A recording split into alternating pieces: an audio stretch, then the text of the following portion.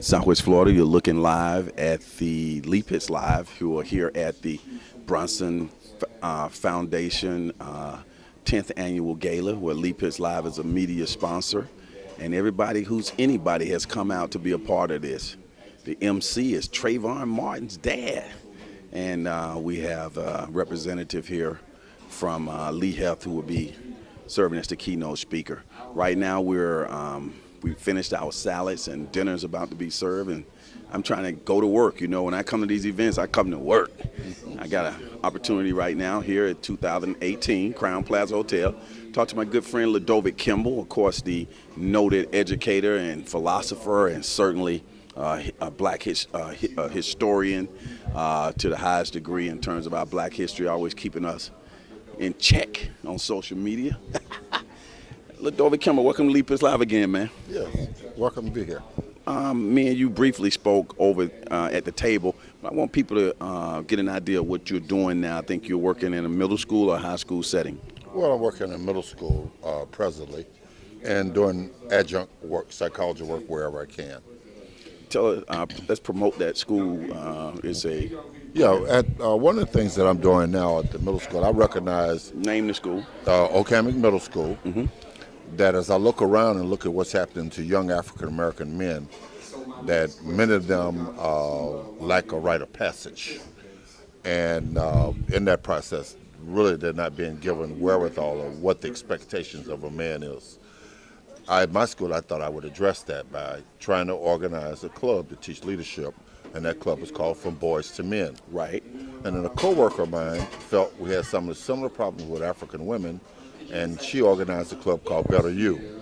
And we target children who may be having academic problems or behavior problems and try to recruit them to the club for leadership skills. However, our club is quite diverse. Kids across the spectrum, academically. Mm-hmm. We want the good role models for those other children as well. Mm-hmm. But I'm going to get out there, of course. We take them to. Not that I'm a role model. Yes, you're a role model. Looking forward to you coming. The college campuses. I'm on record now. That's right. College campuses, fishing. We do mother-daughter teas, different kinds of projects at school to teach the kids leadership. Mm-hmm. And I meet with them once a week for about 45 minutes to an hour, try to bring dynamic speakers like yourself to come in. Walt Wesley has been there. Dr. Peter Denugent has been there to speak to the kid. Even Congressman Kurt Clauston has come to talk to my children. Well, they're fortunate to have you there because I know one of the things about you is, sure, you can be in an education setting, but you always come up with getting outside the box, coming up with creative ways to enhance the overall education of all students. You have always been about also reaching out and helping the less fortunate, the people who need a hand up, the students who need some extra oomph and things of that nature too. How did you come about that as, like, it seems like your life mission is to uplift people who don't have the opportunities that others have? Well, after looking from whence I come, I grew up in the public housing and lived there until I was about 12 before my parents bought their first house. We moved to integrated neighborhood, and still there was that conflict of the gang violence in the neighborhood that you had to deal with. Going to integrated school and dealing with a situation where people thought that you were not as intellectually adept as they were. And then growing up during the civil rights movement, where I had Martin Luther King and Malcolm X as my heroes, I felt that if I had an obligation to pull myself out of the cells of poverty, I also have an obligation to reach back and try to pull somebody up at the same time.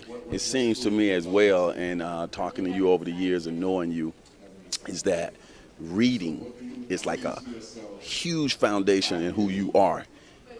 But I know you read a lot now, you're a professor and all of that, but when did you first get, like you say, you grew up in the projects, were you reading then? When did you start getting this thirst for books? That's funny you said that, boy, because I've been just absorbing everything.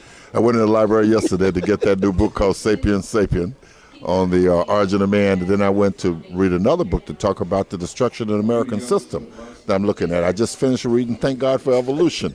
Ricky Risby's two books, the brother that came and spoke for the Mayor's Prayer Breakfast. I read both of those. But here's the thing. As a small child in elementary school, I went to Moses McKissick and had the opportunity to be taught some of the best scholars, and so did you. Because we went to school during a time when black scholars did not get hired at the best schools. They taught at schools That's right. where they taught us, and therefore they gave us their wherewithal. I live on one side of the track of the projects, but I knew that there were folks on College Hill that had better and I could aspire and have more.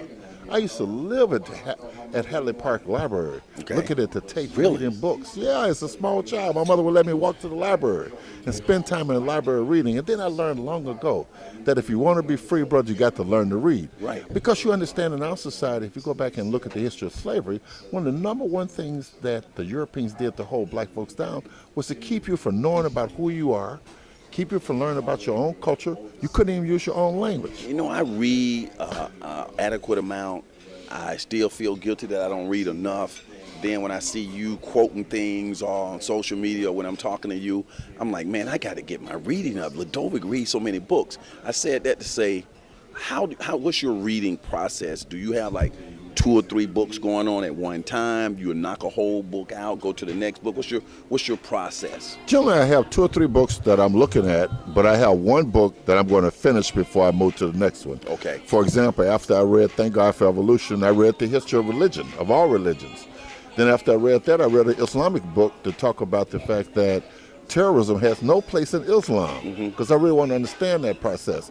And then as a psychologist, anthropologist, I'm interested in research that talks about the origin of man. Why? Because we were the first people on earth, and it validates who we are, because nobody else in this world would exist if it had not been for Africans first. And every time somebody, and here's a beautiful thing about you, every time, you know, we have things going on social media, TV, radio, whatever, but every time somebody comes up and says something that's not factual, you are able to come in and give them factual evidence to support what you might be saying about any given topic, whether it's politics, whether it's race, culture, ideology.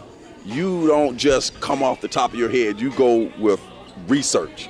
I try to practice what I preach. I'm a college professor, and one of the things a college professor teaches students to do is to first be skeptical of all information, seek validation of information, make sure you know what you talk about and got some way to back up what you believe in. Most of the things we believe in come from a foundation of stuff we've read already, or people we looked at that we identify with, and then we decide what we believe after being exposed to those kinds of things. I know there's another thing. I'm just making this all about you because I need to get this on tape. I need to have Lodovic, get to know you as a person. We hear, getting inside you. You also are organizer. It's like when something is going on in the communities, whether I'm having an event, Leap is Live after work, after whatever's going on, you grab a whole bunch of other people. Oh, yeah. You say, hey, come on, let's go here. You like, particularly the African-American community, you like bringing those black professionals together so we can fraternize and be family and have a great time socializing together. You at that last Leap is Live after work, man, you were working it. And we see you on all the pictures. I know you've probably seen the little commercial that we just put out. I said, let's make sure we have Lodovic. But one of the things I noticed, you're always talking to the generation that's coming up. You're giving them that wisdom, like, hey, even in the pictures when you see you sitting at the bar or whatever, you're talking.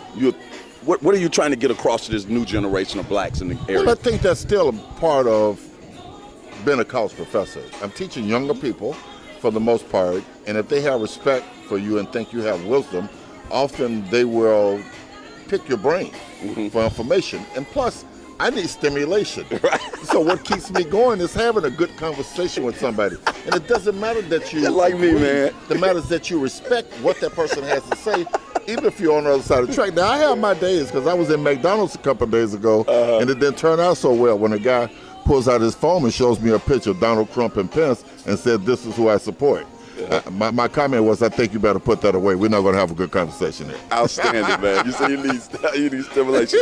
There's so many topics we can cover. We got a little downtown here. I got to try to talk to Trayvon Martin's dad before we go. But one of the things I want you to do is I want to remind people that we're at the Brunson Youth Development Foundation. We're taking a pan of the Gala here in Crown Plaza Hotel, taking a pan of the audience, Lodovic. While we're looking at this audience, you are here. Make some comments about the importance of this type of foundation, what Shanetta Brunson and others are doing to provide scholarships to youth. Well, Shanetta was my student 37 years ago. Really? We have been friends for 37 years. I think it's great what she did, that her husband died and she loved him so much to establish a scholarship in his honor and to use the resources for that scholarship to uplift young people.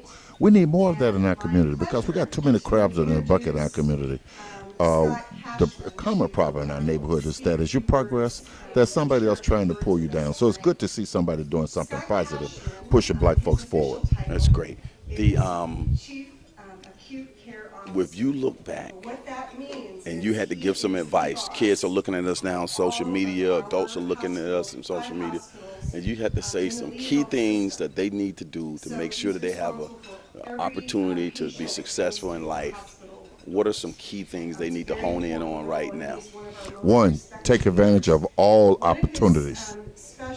Take advantage of all opportunities. See the value of education.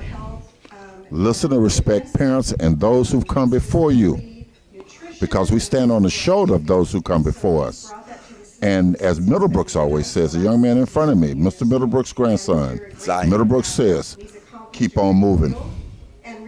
That's Lodovic Kimble, member of Kappa Alpha Psi fraternity, former president of the local NAACP, outstanding historian and scholar in a wide range of subjects, especially black history, African American history.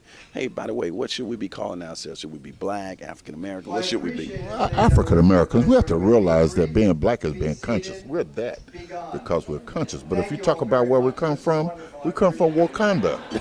We have to take pride in that. That's Lodovic Kimble right here up close and personal.